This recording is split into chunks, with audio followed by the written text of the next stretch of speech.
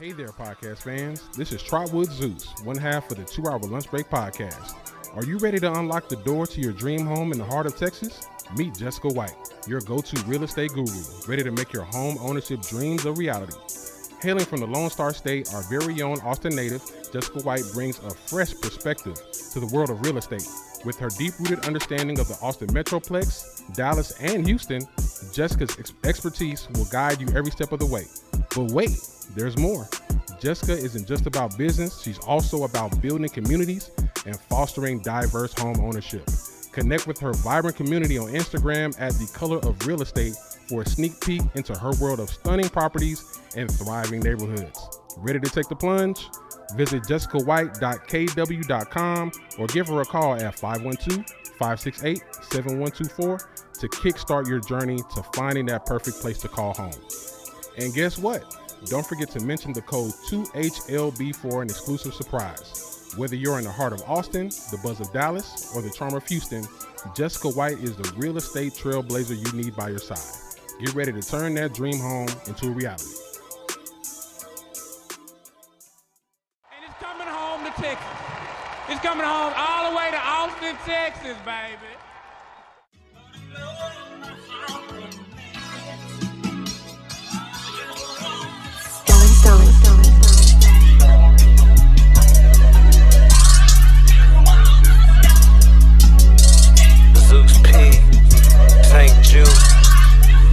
Yeah, and we back, and we back, and we back, yeah, yeah. Zeus P, St. Jude, coming to you live, you don't know what to do. Hey, take an hour break, better yet two. Tune in with ATX, best Zeus and St. Jude. They ain't playing with you fools, giving game how to move, trying out the best food, no, got the best shoes. Real world thoughts coming from some real men, big business, bigger pockets, even healthy children. I hit that 2 hour lunch break when I got a fun day. Got a flex for this shorty that should be on the runway. I be laughing at the football days of tight shins, fart bottles, even some healthy products for my skin. It's an all black affair, bring your white friend. Kick your feet up, roll something, let the light in. Man, it's the 2 hour lunch break, dog, I'm locked in. So turn your speakers up a notch and grab the white gin. And when I'm on the road to the office or the crib, it's Big Zeus, St. Jude, the ones I wanna hear.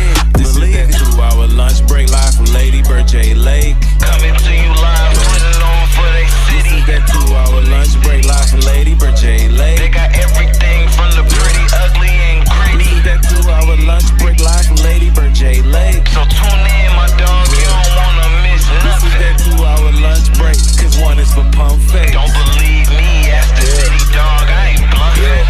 Zeus P, St. Jude, O and me, cap status, same crew, different moves, bigger pay due. ATX, what up? We are back. Welcome, ladies and gentlemen, with another episode of season 4 of the 2 Hour Lunch Break podcast, a podcast for Austin from Austin. We are here at the home-based Dallas Studios on the east side of Austin, Texas. I am one half of the 2 Hour Lunch Break podcast. I am Saint, along with my co-host, Trotwood Zeus. And we have a special guest in the building, man. We usually say special, but we mean special. We mean it like we mean it this time. It's a very special guest. So, hailing from the state of Louisiana, holding numerous positions within the Southern University system, including executive associate to the chancellor, assistant vice chancellor and vice chancellor for student affairs and enrollment management at SU Shreveport, vice chancellor at SU New Orleans, and system chief of staff, a former associate dean of college at Centenary College of Louisiana. She has concurrently served as a professor, lecturer, and board member at several colleges and universities. Recently, she served as the Senior Director of Programming for the Clinton Presidential Center. Additionally, she is the co-founder of the Higher Education Leadership Foundation, a founding board member and board president for Magnolia School of Excellence, and is also a national spokesperson for emotional intelligence.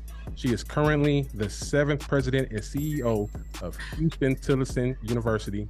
We got Dr. Melva K. Wallace in the Come on now. You said HT. I put a clap emoji up. That's what I because why not? You know? Right. Exactly. So, Doctor, can you tell us a little bit about your journey and what led you to your current role as a president of Huston-Tillotson University?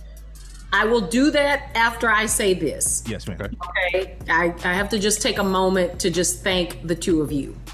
What is so impressive about what the two of you are doing now, let me just also say, seeing two Black men, intelligent, just doing amazing things on one screen is overwhelming for me. And I am just honored, and I'm so thankful. I'm so excited to, be on this podcast with you all. And I'm just so proud. And it just really fuels me to do more, to see more Black men doing stuff, and y'all just bad. So I wanted to just say thank you for having me on this podcast, okay? Yes, absolutely. Now I can answer the question, because I got to, I'm from Louisiana. Yeah. We got to have respect. I got to have this respect. So my, let me think, my path here, I guess I would say it's like Drake, started from the bottom, now we here, okay? So I didn't just jump up, into this position. I started in corporate America. Okay. Actually, I was a human resources director for a national clothing store chain, and I worked in corporate America and was on the campus of Grambling State University, where I am an alum, HBCU alum. Every single one of my degrees is from the Negro League. So Grambling State University, Jackson State University, I've worked in the SWAC, and just really proud of that.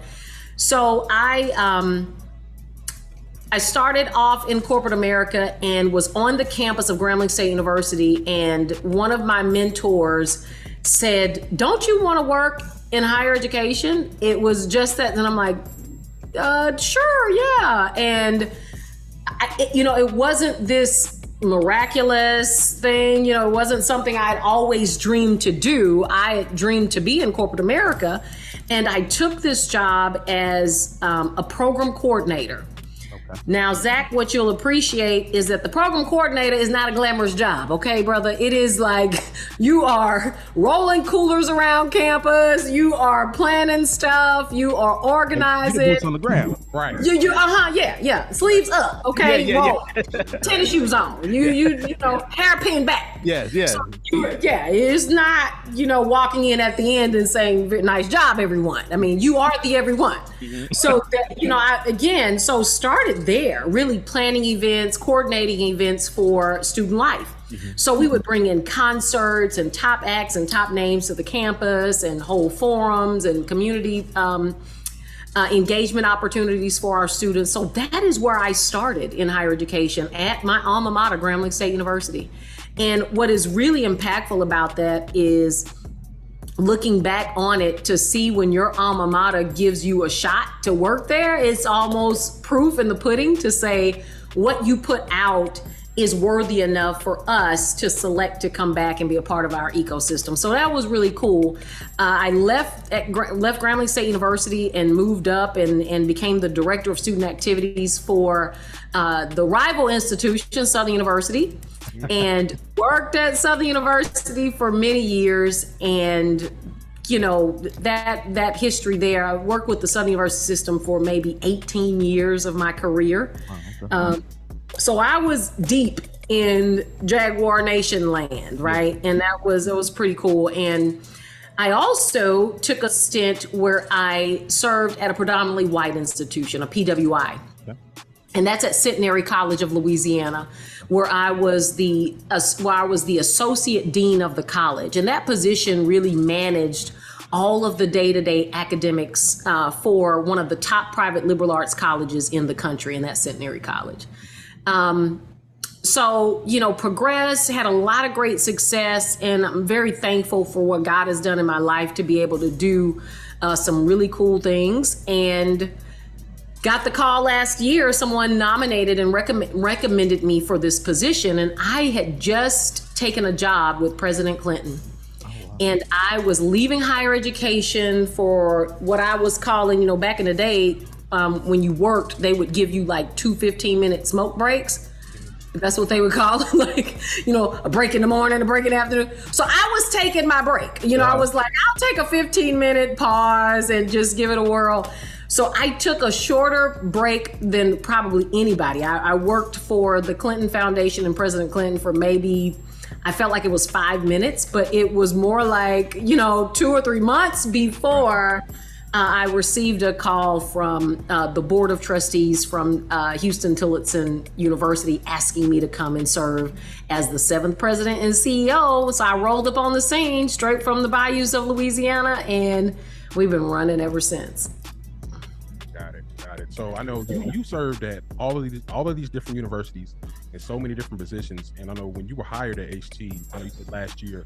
So what were some of your key initiatives and things you were looking to get done when you first got to HT? Yeah. So the first thing that I wanted to do was listen. A lot of times you go into a new environment and you really want to do stuff. You want to begin, if you're a runner, like myself and, high capacity individuals that want to see change, they want to see it like 2 days ago. That is my personality. Right. But I didn't want to lose the genuine nature of the culture of HT. And for me to come in and to put my ideas on top of the institution like a blanket, it would maybe come across like a wet blanket. And, and not really hear the needs of the community, not hear the needs of the students, not hear the needs of the faculty, not hear the needs of the staff, not learn the ecosystem that we call Austin and the East Side and all of these things. So the first thing that I did was listen. And I think it served me really well because I got to meet people, got to connect with people, and really spend time. I had these times where people could meet with me. It was called In Session with the 7th. And people could sign up for these sessions, 20-minute listening sessions. I would open it up and say, listen, it's called a listening session for a reason. I will be not doing a whole lot of talking. I'm going to be doing a whole lot of listening. And those sessions were very impactful. I had community people come sign up for the In Sessions with the 7th. Students, faculty, staff, everyone. And it was really robust, and it gave me such a great perspective on what this institution means to the community, but its alums, but more importantly, what it can be for the world. So that was the first thing that I wanted to do, and I checked that box. The other thing that I wanted to do was host a visioning session. And we hosted that, and we called it an ideation event. And that ideation event allowed business leaders, top community individuals, representatives from the mayor's office, the tech community, the faith-based community, you name it, came over just to talk about where they see the future of HT. And I encourage people in those, in the ideation summit to not think ordinary, right? Don't just say, yeah, I want enrollment to go up, but no, like think crazy, like go ham, like don't just, yeah, we should have a new gym. Okay, great. But can we make it like, can it have sparkle? Like, can it have smoke coming out the back? Like what are we going to do? Right. Where are the, how do we elevate it so that it's not just a new building for today, but it's already prepared for the future. Right. And that way we can have future ready Rams and not, hey, we're ready for jobs of today, but no, what are the jobs and careers and opportunities for students that will be for tomorrow, and some of which we don't even know that's happening. So how do we expand ourselves for innovation to allow students to create their own paths that's not so cookie cutter? And if we don't want students to be cookie cutter like they're on an assembly line, then we need to think outside of the box about what those experiences look like for this ecosystem that we call HT. So those were two of the things that I did coming in. Nice. And with your previous experience in your leadership roles, from your previous roles that you've had, what has prepared you for the current role? Yeah, I would say I would lean on a couple of things. I won't give a number. I'll just start going. Okay. I would say one, my HBCU background. It is, having attended, and you can appreciate this, saying, having attended an HBCU is, and I love your shirt. I have one. I got it in black. Yes. That's my, that's like my armor. Right. Exactly. Like I put on my Black Panther armor when I got, let's represent. I was so mad. I walked in, I saw it, was like, oh, that's what we doing? We wearing our black collars? Like, you could at least given me like a fashion memo. Right. Like I apologize. We could have been together on next it. time I got you. Yes. Like, okay. It was 1X against you, but outside of that, you're doing great. I appreciate it. But I attended an HBCUs with an S. Mm-hmm. So I know the experience. I know the culture. My parents both graduated from Grambling State University. My sister went to Graham. My nephews went to Southern. I mean, I got family that's gone to you name it, right? So the HBCU blood in me is through and through. I also lean on my experience in leadership. I own, and you mentioned it, Zach, in the introduction of me, I am the co-founder of the Higher Education Leadership Foundation. And for those of you that are listening, it's HELeaders.org. Well, that organization was created and with my fellow co-founders. That's the president of Wiley College, and that's Herman Felton, along with the former president of Wilberforce University. He just retired 2 months ago, Alfred Anthony Pinkard, and the current president of Clark Atlanta University, is Dr. George French. We were all co-founders of this organization, and it is to train principled leaders for leading in the space of HBCUs. And to date, we've trained over 500 HBCU leaders that are sprawled out all over the country.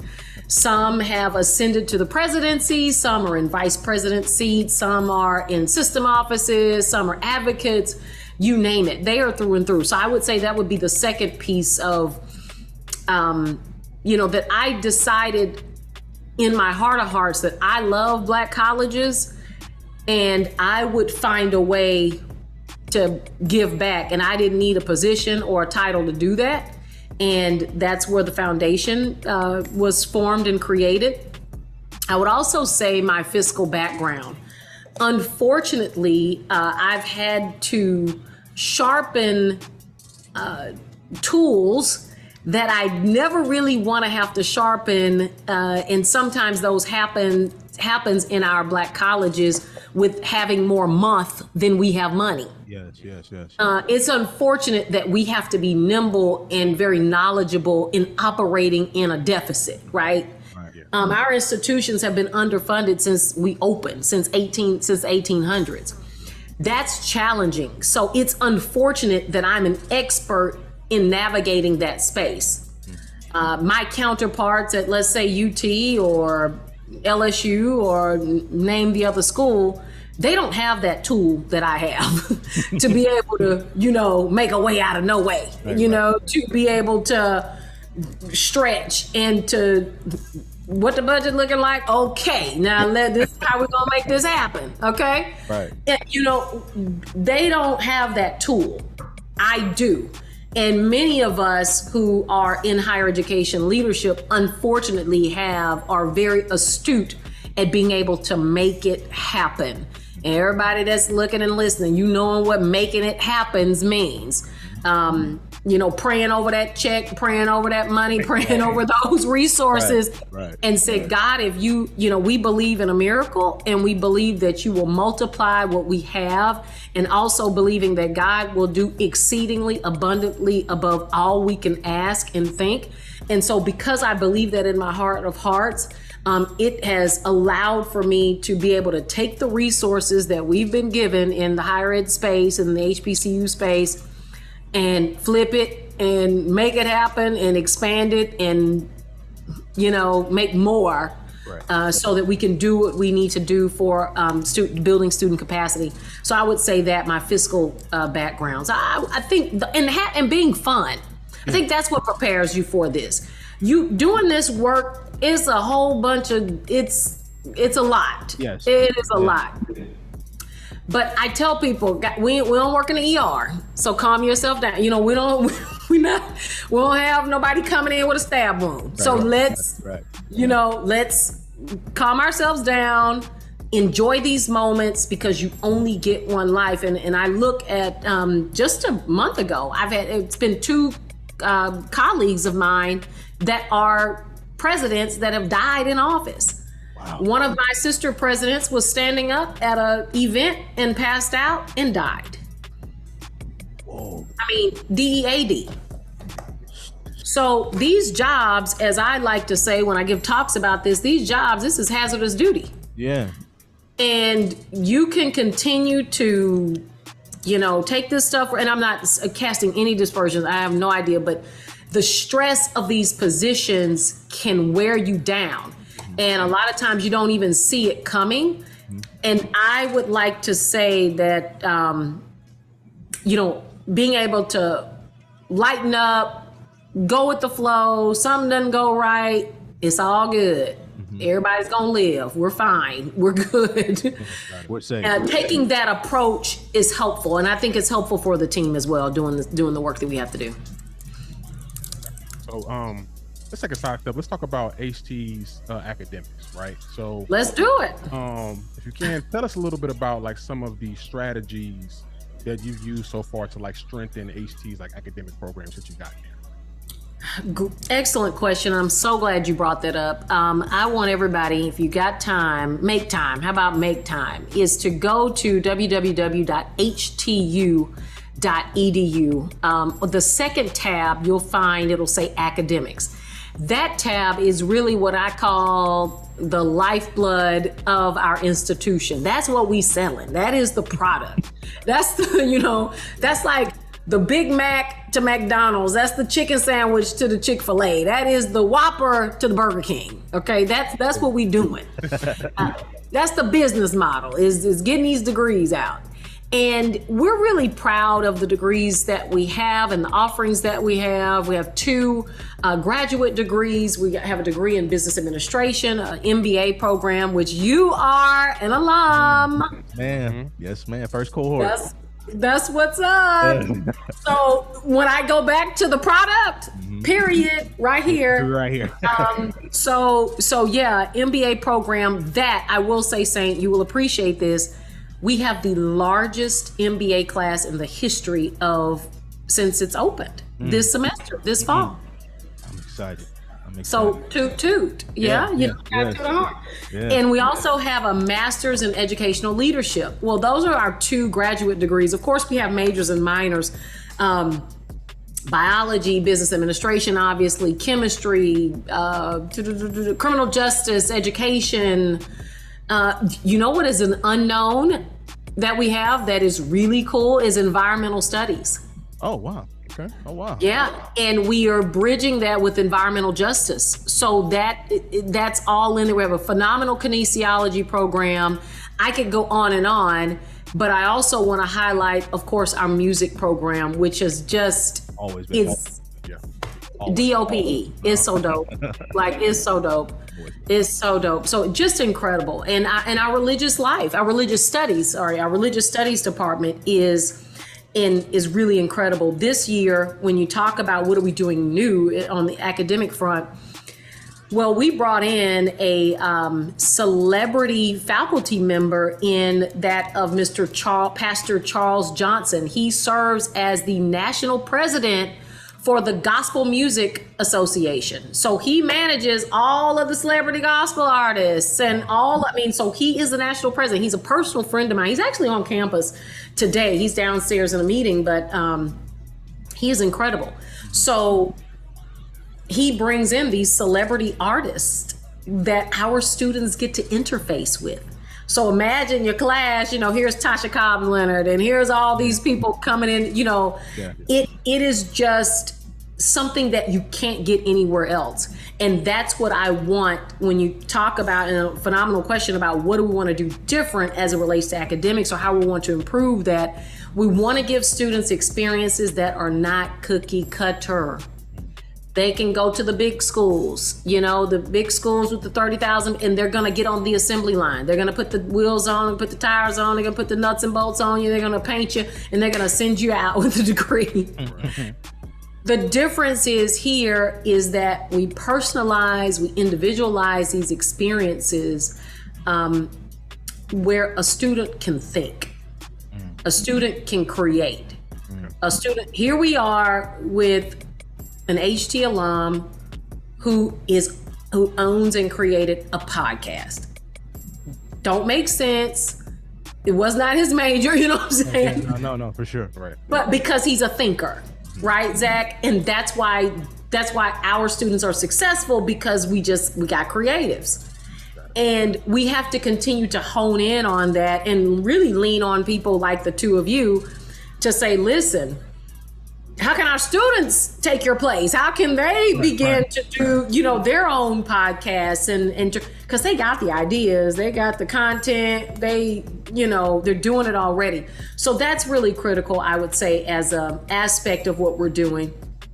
The other, and I'm sure people know this about me, I teach a class with T.I. And he and I teach the business of trap music together, which we've been teaching that since 2020. Yes. And so he and I teaching that class, the business of trap music, it just really aligns with who I am as a person to try to bring color to the classroom. And that's we taught that course in conjunction at Clark Atlanta. The first semester was at Clark Atlanta during the pandemic. We taught during the pandemic, and it was great. And we had a great time, and we taught in the business school, but it's really focusing in on two individuals like the two of you that are saying, hey, we're entrepreneurial. We may have graduated with these degrees, but just like T.I., and we talk a little bit about his world. Grand Hustle got Grand Hustle Films. Mm-hmm. He has a studio that is a separate entity. Right. He has the restaurants. He has real estate. And the list goes. He has Grand Hustle Films. He has a Cool clothing line. All of these are multi-million-dollar industries. One in particular that we talked about is the Trap Museum. Mm-hmm.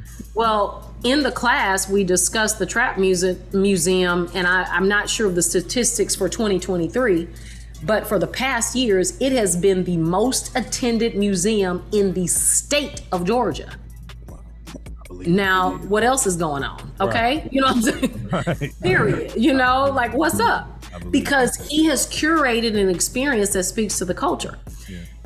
And it has just grown and grown and grown. And I'm really proud of that. But when we think about how we elevate academics, it's also increasing our offerings. One thing I will say at HT, we don't have enough majors. We need more. A lot of times you go into institutions like, y'all got everything. Y'all got underwater basket weaving, got tap dance as a major, moonwalking as a certificate program. It's like, we got to bring it back in, folks. Bring it back in. Well, I think we have a great foundation, but we have room to grow. So for us, our next phase of competition would be master's degree more master's degree programs, more online degree programs, and we would love to launch a PhD program so we can get Saint back in school. I need some more of his money. I'm like, I'm already in my mind, child, Dr. Saint in the mix. Let's go, Let it be a three-peat. I don't see the problem. It's gonna be so hard. I'm trying to get him back enrolled. I'm not gonna lie to you, Doc. It's gonna be hard for me to get it back up in there. But I better say, child, put these classes in the system there. Right. You be like, you did what? I just put you in. I just typed you in. You be like, I just signed them up on my own. Presidential privilege, But so that's what we're doing. And of course, we're doing certificate programs. And here's what's really cool. Two in particular that I want to highlight. One is our certificate that we offer in soft skills training. We provide soft skills training to business and industries all over the country. So HT can now be the provider of team building, time management, conflict resolution, diversity, equity, include all of these soft skills that companies, like large company, I'm looking out of my window, there's every large company on the face of the planet that's here in Austin. Hello. So we now can offer that professional development without companies having to do anything. Let us do it. We are trained. We are well equipped to do this, and we've been open since 1875. So we got that. So we provide that training at a cost for professional development. So that's really exciting. In addition is our partnership, a new real estate program, which is a certificate program that allows for people to get to better understand corporate real estate. We want more Black and brown people in that industry because it's a multi-billion-dollar industry. And in the news, people would have seen that we just started a doula program, which has been wildly popular. Now, for some of the listeners that don't know what a doula is, it's not quite a midwife, but it's a support for mothers who are pregnant and expecting. And when I heard this, really impacted me, and it is fully funded by Blue Cross Blue Shield, by the way. Okay. So thank you, Blue Cross Blue Shield and our friends. One of them, Saint, is an HT alum. The lady, Chevalier Deshay is a HT alum, and she's one of the higher ups at Blue Cross Blue Shield. And she and I talked, and when I'm talking about HT alums in the right places and spaces, she made it happen, okay? She made it happen. So she is responsible for making this fully funded project happen. But we funded this program so all of the doulas fully paid, they don't pay a dime, they can come in, they get their certification, they also get business experience so they can run and manage their own small business. They get a certificate and they go work. Nice. That is amazing. Look at that. Look at that. That's what we've been doing in 1 year, folks. Just 1 year. That's a go get. Sounds like you're a go getter to me. Sounds like you're moving. We run it. Yeah. You listened, but you listened, and then now you're executing, and it's making for a beautiful experience for everyone at HT. So I just appreciate that. Yeah. So in your role as a president, how do you plan for individuals such as myself as an alumni to help involve them for the overall development and growth of the university? Whew. Let me tell you. I know there's a button, so yeah. No, it's a phenomenal button because the alumni have been incredible. Wonderful. Just absolutely incredible. And I'm going to highlight, and I probably shouldn't do this. Here I go naming names, child. Shouldn't be naming names, but I got to say two that are currently on our board, and two that just recently rolled off of our board. Dr. Thomas McDowell rolled off of our board. Okay. And he was the HT alum that was on the board, a phenomenal individual. And, I'm just really proud of the work that they've done and that the alumni have done to really, just push through and support the institution. So I am just so impressed. Also, our current board members that we have, Thedencia Horn. Okay. She is the national president of the foundation. She's young, cool, energetic, and is just so supportive of everything that we're doing and really galvanizing the alums to do even more. And then we have Miss Andrea Mosey, who works at NASA with the moon people, like the real NASA, okay? And she don't work in the gift shop, okay? She is the only person. She is over the moon rocks. Oh wow. Okay. Wow. She manages the moon rocks, an HT alum. She prepares the astronauts to go into space. That is great. I didn't know that was a job, okay? Is that a job? Mm-hmm. Like, who does that? Who's the moon rock manager? Like, you gotta be kidding. Well, a ram is the moon rock manager, okay? Right. So she's so cool. I mean, she's just phenomenal. But what I also appreciate is that it's a bridge of ages. it's not just like all the young people trying to do something, all the more seasoned alums doing stuff. No, it's people coming together to really lift up this institution. I will say that's manifested itself by the overwhelming support that we've seen financially in giving. So I'm encouraging every HT alum to, if you haven't given something yet, I'm talking about we collecting the 5s and the 10s, people. Yeah. We going Barack Obama style. I got you. 5s, 10s. We're scraping them up. Let's, give something.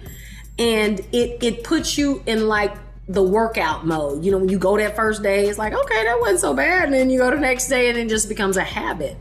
And you will begin to give more. You'll feel good about it. You'll have a stake in this institution. And I want a $1 billion gift because I believe this institution deserves it and it needs it. But I also will never turn my nose down to a $5 gift from an alum that it is coming from a place of genuine spirit that they want to give. Right. So the 5, the 10s, and the billions, I'm all in, and I've seen that happen. I've also seen it manifested from our homecoming attendance. Like homecoming lit. Like if you're not here, you have kind of missed a production. Like it's going down. Yeah, it's going down. And one of those alums that I have to mention is attorney David Godsey. Oh yeah. Look, let me just plug. I just got hit.com. You stole it. Come on now. I just got hit. I didn't know that was him. Yeah. Wow, yeah. That's him. He's HT Ram, baby. Right. Listen, dude is everything. Him and his wife, they are incredible. And he gives. And let me tell you, and I know if he's listening to this, and we're gonna send this to him maybe, but he's gonna be like, don't tell everybody. Dude gives $100,000. Gave me $100,000. And I mean cash. I ain't talking pesos. Mm-hmm. I'm not talking in installments. Right. I'm not talking about I give you 5 today and 25 another day. And, I'm not talking about drip. Yeah, no IOUs. You ain't dripping it. I love it. $100,000 off top and has committed to do more. He was our commencement speaker, and he is just a good dude. So if you just got hit, call HT Ram, David Godsey, because he'll take care of you. He'll take care of you, but he is just good people. And so he's on campus. So I'm saying if David Godsey's back, coming on campus, twirling his cane, he's a Kappa, so he's out there like in his Kappa stuff and he is enjoying the yard, you can come back too, right? Like everybody else it's a time. It's a real good time. I'm out there, like everybody's out, right? So it's a phenomenal time. I'm seeing that manifest. I also would encourage alums to really join in on what we call the Replace Yourself initiative. And that's where it's like, look, if you're not gonna give me no money, then send me a body. Send me a student back. Okay. Send one student to replace yourself each year. Just one. That just one will make a difference, and we'll be forever thankful and grateful. And that's and then of course the other support is via social media. Follow us. Your endorsement of what we're doing and what we're saying through likes, shares, retweets, reposts, comments means more than money sometimes. So I would say if you could do that, follow us on social media, follow me, follow the institution, follow our athletic teams, our soccer team.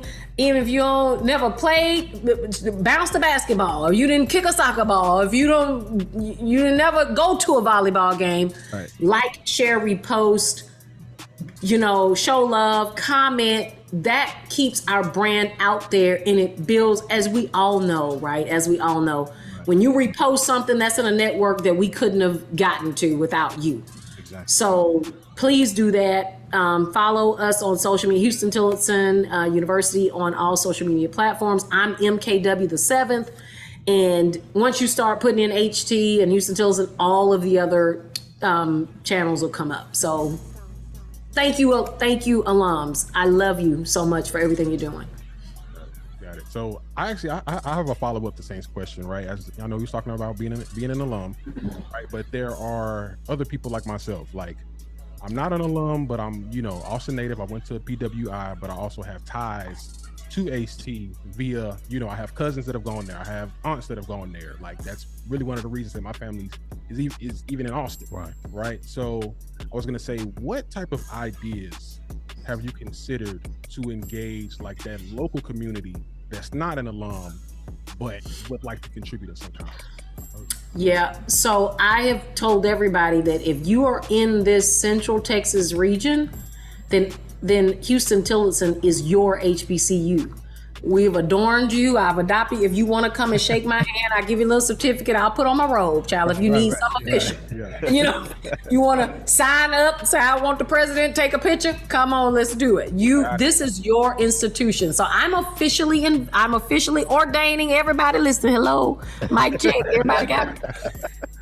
Y'all even look right in the camera. You are now a ram. In the name of Jesus, amen. So I will ordain you, sprinkle some. There you go. You in, okay? Yeah, got it. So now that you in, let's get to work, right? Let's do this stuff. I mean, and so tonight, so for instance, I don't know when this is airing, but I will be the keynote speaker for the Austin Green Awards. Well, I'm ordaining them tonight too, folks. Let's go. This is your institution. And when you're in a city that does not have an HBCU, which is a whole bunch of cities in America that don't have HBCUs. But if you are fortunate enough to have an institution in your city that is a small private liberal arts college, it is like having a purple unicorn. And because that doesn't exist everywhere. So you have to protect her at all costs. That means you can't wait on the president or the school to send you an invitation to something. You see it, you welcome. Come on, you see an event, we're having a concert, this is your home. And I'm not sure if people believed that before. I'm not sure if people felt like, oh, okay, well, that's for them, and this is my space, and we are the East Side. We are Austin. We are Central Texas. And that means you are too. Right. So yes, you can put on a HT shirt. Yes, you can. Yes. Rep the paraphernalia, like come to the games, like just be a part, make yourself at home. We hosted an event that was a cultural event where there's this huge doll, and her name is Amal, and she travels all over the world. And I mean, Amal is like a 2-story puppet type experience, and she walks, and she came to HT. And I gave Amal a doll that's 10 years old. I gave her a full ride scholarship. Girl, you go to school here, okay? So if I can give Amal the dummy, which is not a dummy, a puppy, You're right. a full ride scholarship, which is the very cheap scholarship for a doll. You are part of this ecosystem. And I even said on the microphone, listen, everybody that's here, this is your campus. Come. This is a beautiful campus. We are revamping it. It is gorgeous. The grass is green. It's like carpet. Stuff is clean. We come and enjoy what your city has to offer, and that is Huston-Tillotson University. Awesome. Now you talked about the beautification of the campus, which has always been green since I was there in 2000. And we already know improving the campus is often a key to enhancing the student experience. Can you elaborate more about some of the plans that you have further? Oh, yes, I got a list. I'm tired already, friend, and I haven't even started. I'm worn out because we have a lot to do. We cannot look like what we've been through. Okay, we can't do it. And that means every single building needs to be touched. We are... Mary Branch Gymnasium, historic gym. Yes. That girl don't have air. No, she needs help. She's gonna get it this year. I've signed paperwork. All right. There will be air in the gym. It's official. Right. It's happening. We're literally, we just did a refresh on the dorms, just sprucing it up, making sure that it is clean and up to date and modernized for students. We need a new student union. There are things that we need: a new classroom building. We need athletic space. We need housing.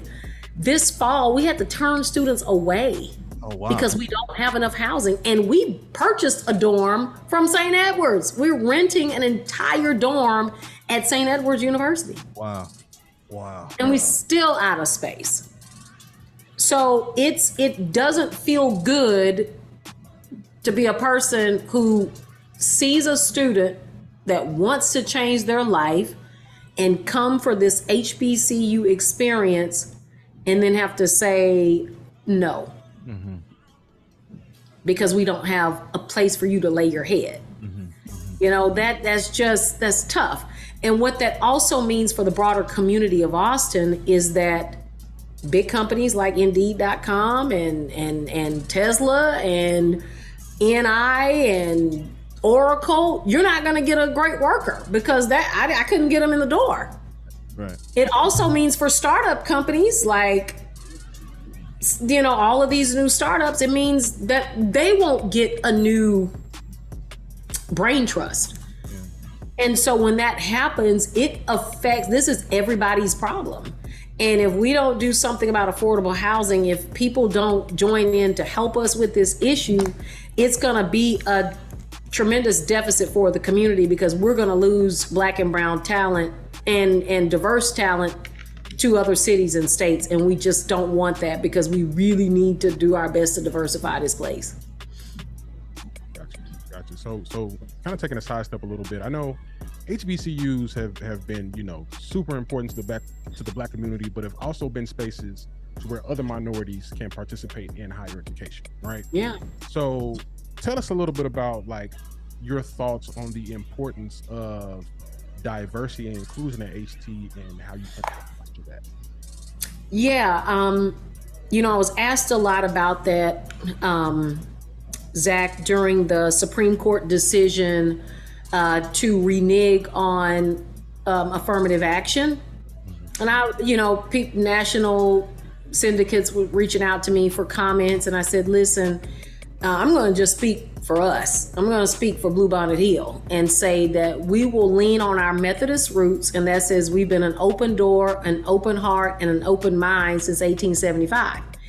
And I don't see us changing that. So we have never turned anyone away. And as a matter of fact, if you were to walk on campus now saying, you'd be like, I'm at the United Nations. Like, it's everybody. I have students from 20 different countries. Oh, wow. I mean, come on. Like Nepal, Australia, Spain, Cote d'Ivoire. I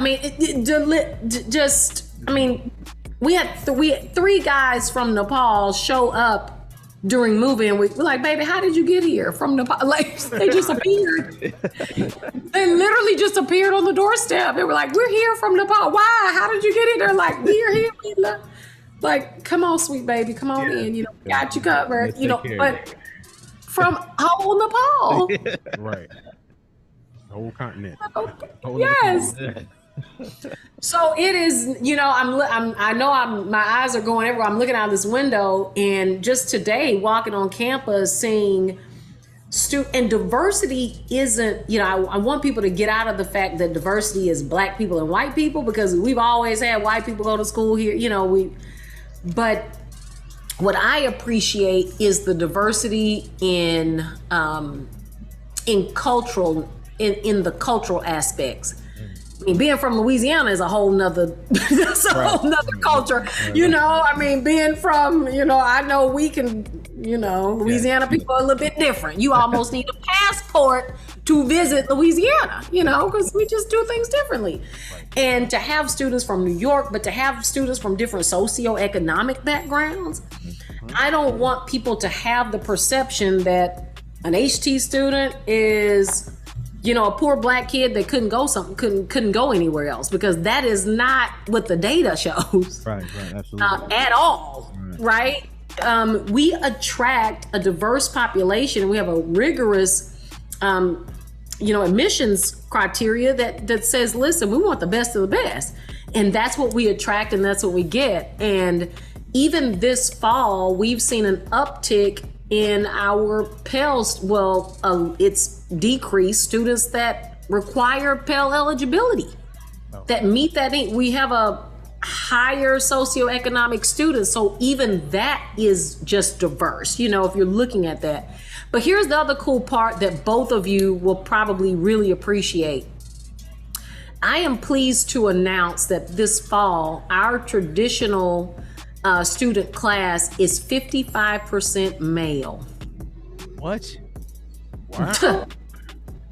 55%. That's rare. That is very right. I mean, to God be the glory, right? To God be the glory. Because that says, to me, it gives me chills every time I think about it. And because I love to see men being educated. Even just getting enrolled, just want to be educated, right? Let us do the rest. If you just want to be, we can do the rest. We got you, right? And I think our programs like what we have, the African American Male Teacher Program, where we're committing to, putting 100 Black men in the classroom, which is not enough. 100, that's a drop. That's not even going to be a dent. Right. In the bucket. So, but we're committing something. It's not even close to enough. And we need more financial support on that. We have some like Apple is a sponsor for that. They don't fully fund it. We want them to do more. And we want other companies and individuals and organizations to do more to sponsor men going to college because it's unusual and they need the support. They really do. Absolutely.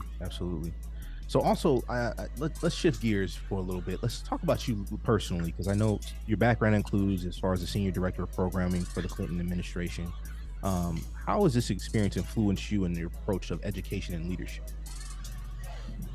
Well, I think leadership is one of the things that matters the most. You can have great ideas. You can have the best laid plan, but if you cannot figure out how to get people to buy into your vision, if you can't figure out how to build camaraderie, if you can't figure out how to pull people around a common goal, you're gonna lose. And leadership is essential to doing anything great in this world. I wouldn't be on this podcast if you all were not leaders in this community, because I'd be like, I don't even know what that is. I'm not, you know what I could be doing at 2 o'clock. Exactly. She's very busy, right? But because of the influence, yes. Those are two things that go hand in hand. So I communicate to young professionals, to seasoned professionals, everybody in between, that build your influence, build your communication skills, those soft skills that I talk about. That is the difference maker. That's the difference maker between the lady at the McDonald's line saying, go ahead when you pull up to take your order, and the Chick-fil-A people telling you, what's your name, God bless you, and have a great day. Right, exactly.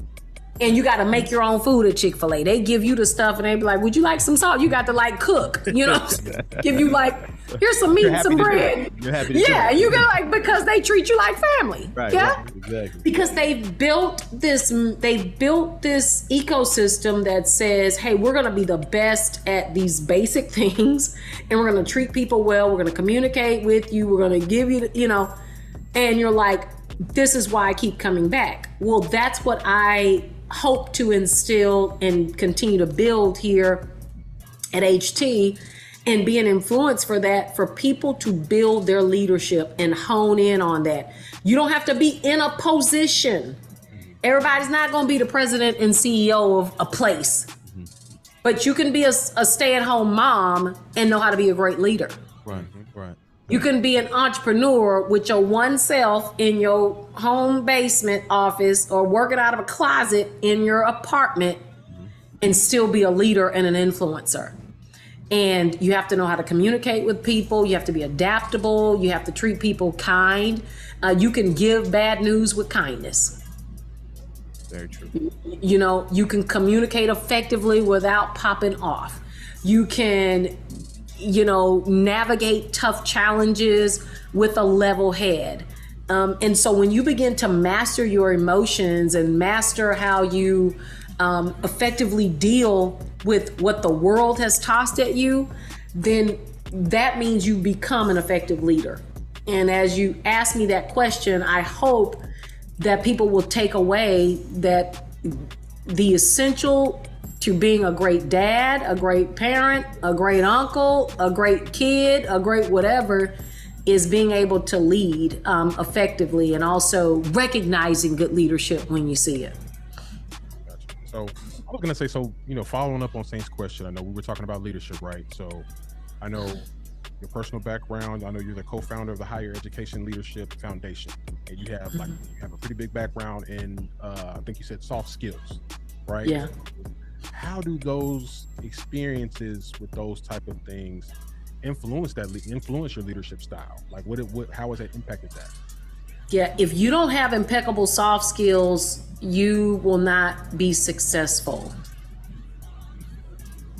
Period. I mean, if you don't, that's why legislation gets passed. That's how, because people are connecting with somebody in some way. That's how people follow people to the edge of the earth. That's why people love certain leaders that we can name. That's why people just love Oprah. Oh my God, she's so great. That's why people just see, because they exude a presence that's like, and you see the fruits of their labor, because you know Oprah didn't just wake up and become this. Right. She had to guide an army of a team of impeccable professionals to be able to lift up an entire ecosystem that has become where she's a mogul in the media industry.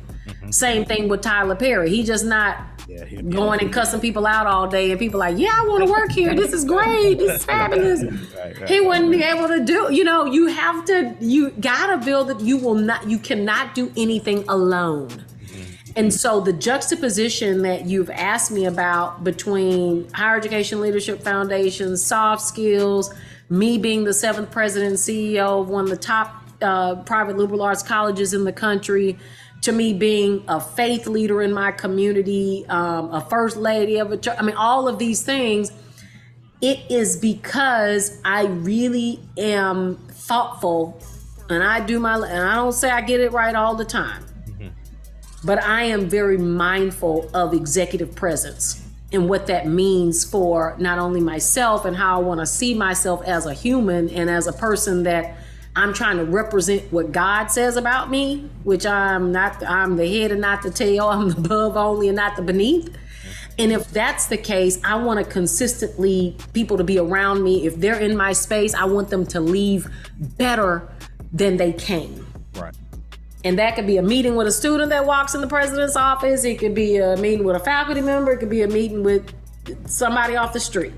I want them to leave here built up and not torn down. That makes sense. That makes perfect sense. So, Doc, what advice would you give for an aspiring Black or brown educator or administrator in the Austin-based area that's trying to embark on their journey and experience of leadership in education? Yeah, I would say, you gotta be radical. Radical. Yeah, you gotta be radical. You can't think that if you're gonna make a mark, if something is gonna be different, if you desire to see things better than what we've been doing isn't working. And if those are the hashtag facts, as we would say, then why would we keep doing it that way? And why would you not stretch yourself to do the innovative, crazy idea that God has put in you and you alone to go do? That is such a disservice when you do that, and when you don't if you're a leader in this community and you know that you have an idea, you know that you have an inspiration, you know that you've been given a blueprint, you know that something in your heart of hearts is saying, man, this is how I can see this improve, or this could be, you know, expanded upon, or this could be eliminated because this sucks, or whatever it is, you know, or this needs to go because why are we doing it like that? If you're not radical enough and bold enough, if you scared, then stay on the porch, because you're not gonna be able to do this and you're not gonna make no change, and you're gonna be in somebody's way. Right. Okay. And you can't get caught up in, you can't get married to memories. Right. Because when you do, then you're not focusing on the future of where improvement can live. I always say about being a future ready ram. That's like, okay, look, we're preparing you today for something we don't even see tomorrow. Right? And having an innovative spirit, I would also say, is critical for the advice for future leaders. And I don't even call you a future leader. I ordain you like I ordained you, that you are a ram. I'm ordaining you now. You are a leader. Holy water. You're not. Right. You're not waiting on nothing. You know what I'm saying? You're not waiting on what? A position? Running for office? Do what you want to do now. Right. I tell the students here all the time.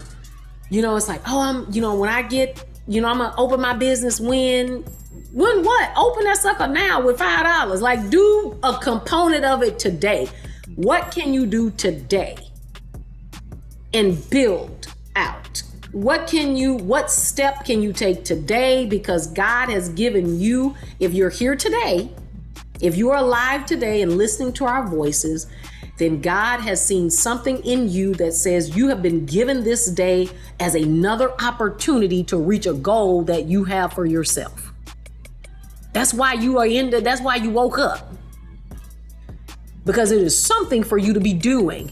And it's one other step, it's one other foot, it's a right foot, left foot that you're supposed to be putting in front of each other to get to those goals. And when that happens, and if you're not afraid to do the work today, then you're gonna see change faster than you would if you waiting on the stuff, the barriers that we put in our head to say, man, if I get this check, if this come through, if that happens, right. If my boy do this, and if I win this election, or I'm not even no city councilman, so how can I do this? Or I don't work in the school system, so who's gonna listen to me? Try today. Start building your influence. One by one. Beyonce didn't start selling out stadiums on day one. Sis was singing in the beauty shop, okay, with Mother. Yep. So start there. Yeah, be faithful over little, he'll make you rule over many. So that's the advice. Understood. So Dr. Wallace, we have one more question before we start wrapping up, right? And we ask this question to every guest that we have on the show. So I know we got a chance to, have a sit down. We had a great conversation, right? I'm assuming you had a positive experience, right? Yes. So, 2 thumbs up. Yeah, right. All right. Yes. So, with that said, you know what it is to be a guest on the show, right? So who do you think would be a good guest on the show for us in the future? But before you answer, it has to be somebody like this, like in your contacts that you can be like, hey, tell me, run me back. You need to go get with these guys and sit down. Who would that person or people be? Feel free to throw as many people out there as you want. Okay. You got to talk to Greg Grovey, Dr. Greg Grovey. Oh, yes. Okay. Yes. I mean, that's the GOAT, right? Kicking it, ATX, the only Black-owned business in the domain. Survived the pandemic, just hit 5 years, still going strong, employs Black men and Black women, just got a doctorate. Like, who does that? And he's HT alum. Like, what else is going on? I would say David Gotze. You gotta get Gotze on. You just gotta. I just got in.com. Right. Exactly. You gotta get Gotsy. Let me see. You gotta get. You need Pamela Benson Owens of Six Square. Right. You gotta get Pamela Benson Owens. I mean, so to think about what the East Side means to this community, she would be incredible to help us think through more about this Six Square. As you all know, I had to learn this, but Six Square is just the 6 square miles of this little bubble that we call East Side. So she's the queen of the East. So we got to get Pamela Benson Owens. Shouts out to her. She's one of my dearest friends. I would say Sharonda Robinson as well, the CEO, one of the founders, one of the CEOs and owners, I should say, of Austin Woman Magazine. Oh, okay. Oh, wow. Black woman, owns a communication firm, but she is incredible. You got to get Terry P. Mitchell with the Black Fund. Yeah. I mean, how you raise $1 million in 5 minutes for Black businesses to give out money to Black businesses. She did that. She's incredible with a team of individuals. I think she'd be amazing. You need Mimi Styles with Measure. Yes. Yes. Mimi is absolutely, I just think she is an innovator. And what's really cool about what she does is that, her company, her nonprofit is a research and public education organization which really focus on Black and Brown communities and pulling data from those Black and Brown communities. So that you would get so much rich information. And she was one of the leaders of the Black Lives Matter movement and everything in Austin. So Mimi Styles, also the GOAT. And I would say another attorney extraordinaire is Kiko Griffin Anderson. Her husband, it was the former director of hospitals for, I think it's St. David's or something. It's one of the big hospitals here. I don't remember the name. But now he's the administrator over another hospital. But she is a beast, and she's an attorney. She's a Black woman, but she's also a pastor. And she has such, she's fun and funny and just amazing. They have a son that plays in the NFL. So she would just have a rich, conversation about what's going on. Gosh, let me think. Who else? I know I'm missing people. You need Tip. You need my boy Tip. Tip, you got to have Tip. You got to have the king. Yes. You got to have Tip. Got to have Tip. That's my friend. Wow. Oh my God, you need Charles Johnson with the National Gospel Association. I mean, he would be great. He owns, he doesn't own, he's the, what's it called? The general manager of one of the largest running radio stations, gospel radio stations in the country. Okay. He's one of our faculty members now. He's teaching adjunct, so he would be great. Yeah. Oh my gosh. I could go on and on. Oh, you need Quincy with the Urban League. Oh, okay. Be doing some good stuff, man. He's good people. He's so great. He is so great. He's entertaining. He's a lot of fun. Oh my gosh, I'm just going through my y'all got me going through my phone like you giving roll call. We appreciate it. Call me on the cell phone. Hey. Shucks. I'm like going down in the DMs. That's all right. Well, Dr. Wallace, while you do that, plug your social media handles. I know you did it earlier, but plug your social media handles. Look, follow me fast. Don't wait. Okay? Right now. Hit the button. ASAP, yes. Follow me on all social media platforms. If you're on Instagram, now I will tell you the secrets. Here's the background. Here's the scoop. I check my own Instagram. I do. I check the DMs periodically, okay? I'm MKW the 7th. That's M as in money, K as in king, W for Wallace, VTHE spelled out, 7th, the number 7 TH. So that's me on Instagram. Now, the Facebook, I don't know what they're doing over there. The people manage the Facebook. So you can get on. So follow me on Facebook too. Right. Do that. But God bless. But don't be trying to send me no messages. I don't know, because the staff manage that. And of course, follow me on LinkedIn. That's like what the professional people do. Like, follow me on LinkedIn. But if you really want to get at me, follow me on Instagram. That's where I am. Okay, that's where I reside. I would also say, please follow the institution, Huston-Tillotson University, on Instagram and all of the social media channels. Facebook. Yep, it's all spelled out. Huston-Tillotson University. All spelled out on Instagram. Sounds good. Follow us. All right, we'll do. And this wraps up another episode of the 2 Hour Lunch Break Podcast. We want to give a special shout out to Dr. Wallace for being amazing. Thank you so much today. We really do appreciate it. Want to give a special shout out to our production behind the boards, and then also our Homewood Studios, Dawa Studios. You can check us out, and also the production behind the boards at Cafe Yoto on social media platforms. Episodes of the 2 Hour Lunch Break Podcast can be streamed on all streaming platforms, and you can follow us on Instagram at 2HLBpod and on X at the 2 Hour Lunch. Thank you so much for tuning in, and we wish you all well. Peace. And it's coming home to Texas.